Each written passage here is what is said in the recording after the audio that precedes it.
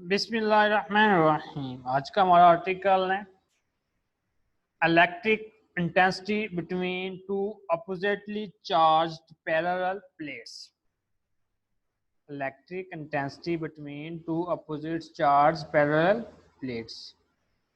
तो इस चीज़ के लिए सबसे पहले आपके पास क्या होना चाहिए, सपोज किया कि two parallel plate of closely space having opposite uniform distributed charge के दो पैरेलल प्लेट्स आपने लेनी है जो कि क्लोजली आपके पास क्या हो स्पेस टू, और उनके दरमियान जो चार्जेस हैं एक वो चार्जेस क्या होना चाहिए, अपोजिट होना चाहिए। Having opposite uniform distributed charges कि एक पे अगर पॉजिटिव चार्ज है तो दूसरे पे आपके पास कौन सा चार्ज होना चाहिए, नेगेटिव चार्ज होना चाहिए।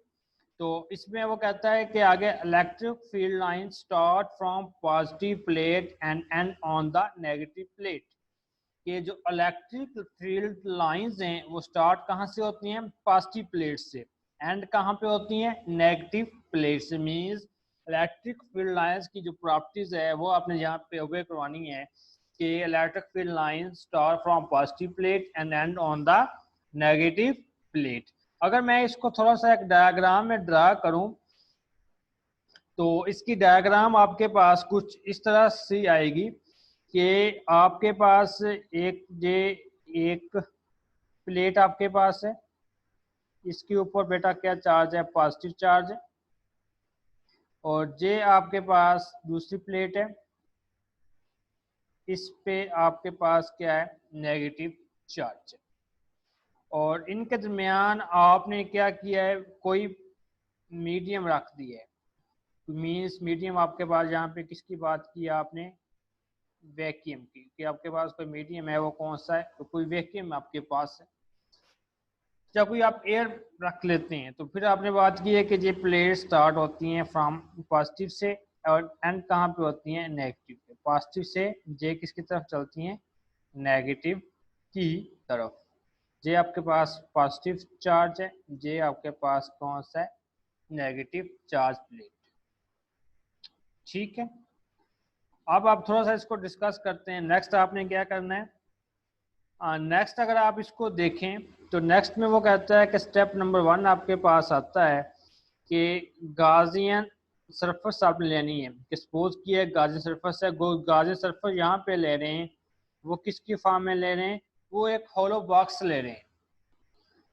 होलो बॉक्स आप ले रहे हैं जिसका जो एरिया है वो एरिया आपके पास बेटा कितना है, वो एरिया आपके पास है ए, और जो सिग्मा है जो उसकी सरफेस चार्ज डेंसिटी है। ठीक है, सिग्मा यहाँ पे क्या है, sigma is the uniform surface charge density. और ए यहाँ पे क्या है, ए यहाँ पे बेटा क्या है, एरिया, किस चीज का एरिया, उस होलो बॉक्स का। तो अगर मैं इसको मैथमेटिकली थोड़ा सा लूँ तो आपके पास सरफेस चार्ज डेंसिटी कैसे होती है, सरफेस चार्ज डेंसिटी को अगर आपने डिस्कस करना है तो surface charge density sigma is equal to Q by A. Q यहाँ पे बेटा क्या है, क्यू यहाँ पे बेटा आपके पास क्या है, चार्ज है, ए यहाँ पे एरिया है, सिग्मा यहाँ पे आपके पास क्या है, सरफेस चार्ज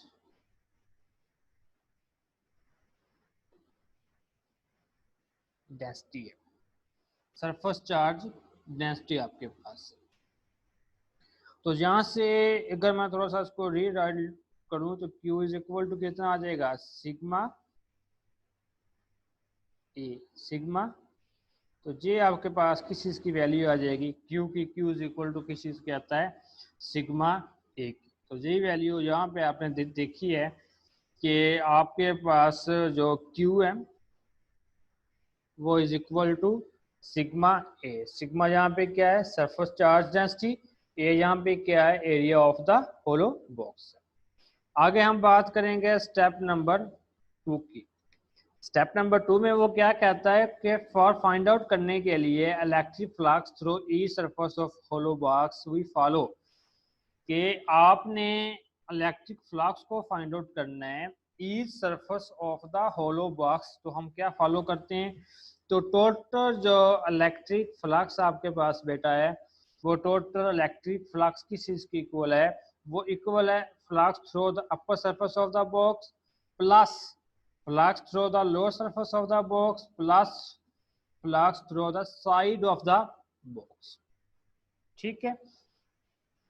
और यहाँ पे मैं एक आपको बात बताता जाऊं कि जो आपने इसका अपर टॉप लेना है, जो आपने एक गाजर सरफेस ली है, ये बेसिकली बेटा कौन सी थी आपके पास, ये बेटा पॉजिटिव थी, ये आपके पास पॉजिटिव प्लेट है और ये आपके पास क्या है, नेगेटिव प्लेट है। और इसका जो अपर टॉप रखना है, ठीक है, इस होलो बॉक्स का, वो अपर टॉप आपने कहाँ पे लेना है, वो अपर टॉप आपने लेना है whose top inside the upper metal plate. इसका कहाँ पे होना चाहिए, अपर मेटल प्लेट के अंदर होना चाहिए इसका जी टॉप। और इसका जो बॉटम है वो बॉटम आपके पास बेटा कहाँ पे होना चाहिए, इस वैक्यूम के इनसाइड होना चाहिए। तो तब आपके पास क्या होता है, तो वो कहते हैं कि has their is know field through upper end of the box of flux through it will be zero. ये जो इसका अपर एंड है, अपर एंड पे आपके पास जो फील्ड है वो फील्ड कितनी है, जीरो फील्ड है।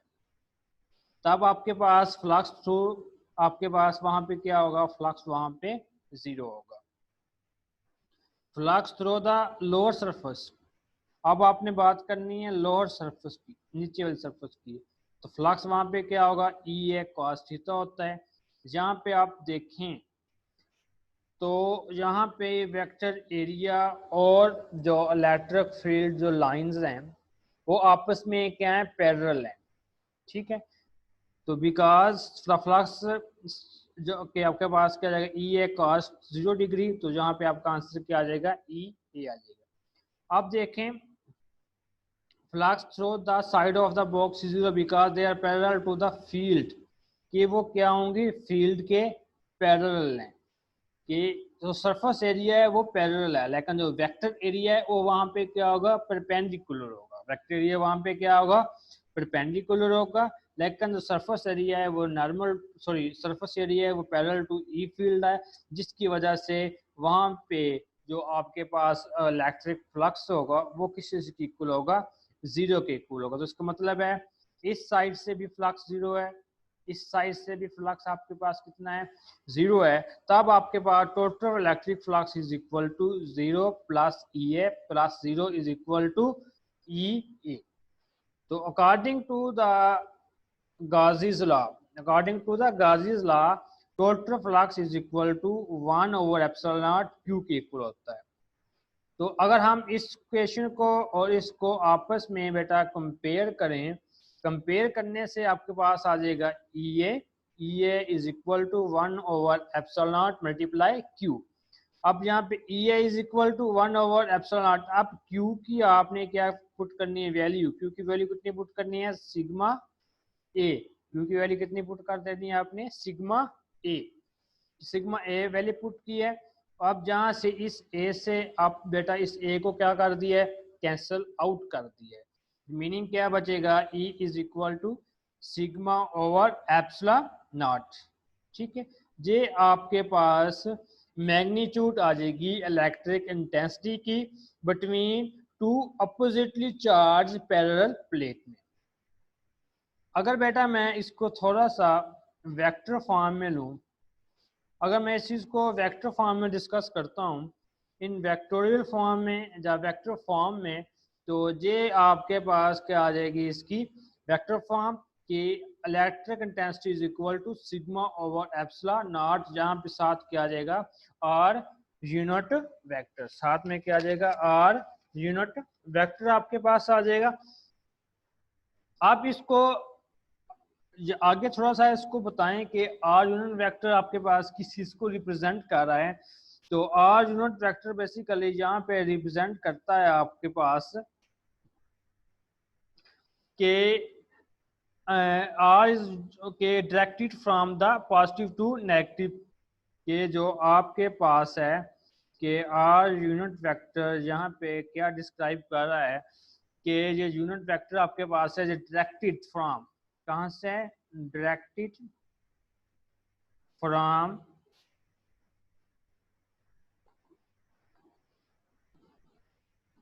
Positive to negative plate. ठीक है, और जहाँ पे जो आपके पास ई आया है, इलेक्ट्रिक फील्ड का फार्मूला आपने अभी देखा है two oppositely charge parallel plate के लिए, वो था sigma over epsilon naught r unit vector. R unit vector को बेटा मैंने डिफाइन कर दिया, ये वाला है।